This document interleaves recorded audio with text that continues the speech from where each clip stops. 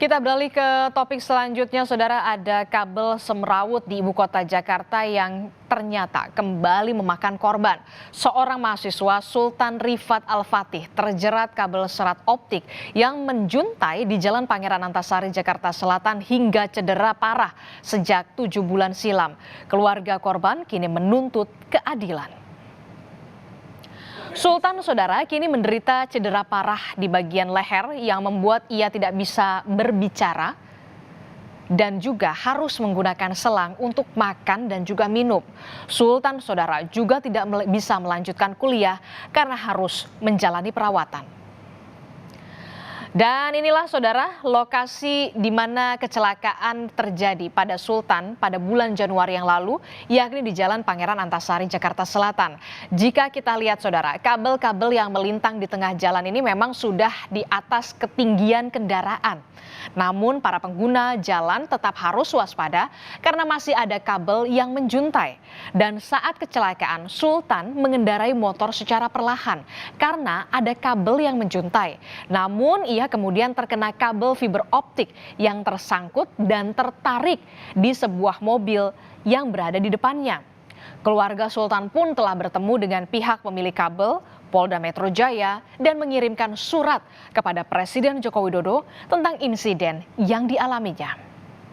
Sementara itu, pejabat Gubernur DKI Jakarta Heru Budi Hartono meminta pertanggungjawaban pemilik kabel. Saya harapkan data dan fakta ini kita bicarakan, duduk bersama, kepala dingin, turunkan arogansi, turunkan itu egoisnya, baru kita bisa bicara planning ke depan anak saya, bagaimana pengobatannya, kemana, berapa lama, berapa persen bisa sembuh. Kalau memang masih belum ada yang bisa disembuhkan, itu ada satu mungkin prioritas untuk diberikan satu kalkulasi. Nah, ini kita baru duduk bersama. Minta saran dokter ahli. Ini bukan soal uang, rekan-rekan. Saya butuh uang, betul. Tapi sekali lagi ini bukan soal uang. Ini soal keadilan yang fair. Dari awal saya menjabat, saya minta itu kan berbahaya, termasuk ini Gunung Sahari. Saya sudah katakan ini berbahaya buat pejalan kaki, motor, pengguna. Harus ditertibkan. Yang menetapkan siapa? Masing-masing pemilik kabel. Jadi yang memakan korban ini saya minta pemilik kabel dia harus bertanggung jawab. Pihak PT Bali Tower Indo selaku pemilik kabel menegaskan telah berkomunikasi dengan keluarga korban usai mengetahui kondisi korban pada 23 Mei 2023. Namun belum ada titik temu terkait dengan biaya kemanusiaan antara pihak keluarga Sultan dan perusahaan.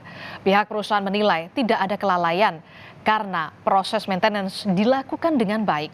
Sebuah video pun ditampilkan yang mengilustrasikan kabel diduga tertarik oleh kendaraan bermuatan tinggi hingga terkena mobil dan juga Sultan.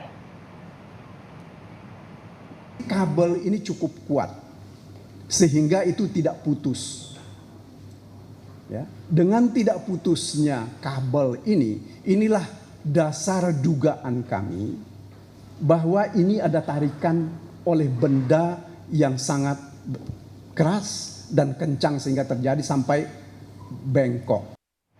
Sementara itu, kecelakaan akibat kabel fiber optik juga dialami seorang pengemudi ojek online di Jalan Brigjen Katamso Palmerah, Jakarta Barat 28 Juli yang lalu, Saudara.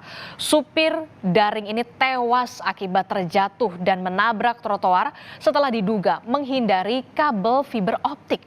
Polisi akan memanggil pemilik kabel fiber optik itu untuk diperiksa atas sejumlah kasus yang akibat kabel yang semrawut di jalanan. Pemerintah Provinsi DKI Jakarta pun memberi ultimatum pada perusahaan penyedia kabel fiber optik. Dalam sebulan ini akan melakukan perbaikan, jadi seluruh kabel dikencengin, Pak. Kemudian yang di crossing ini juga nanti akan dilakukan perbaikan untuk diupayakan turun, tapi minimal itu ditarik lebih kencang. Nanti kalau sebulan lewat ternyata tidak dieksekusi, nanti baru Pemprov yang akan eksekusi. Sanksinya apa, Pak? Copot semua langsung atau gimana? Kalau sebulan lewat gunting. Tapi kan mereka benahin dulu.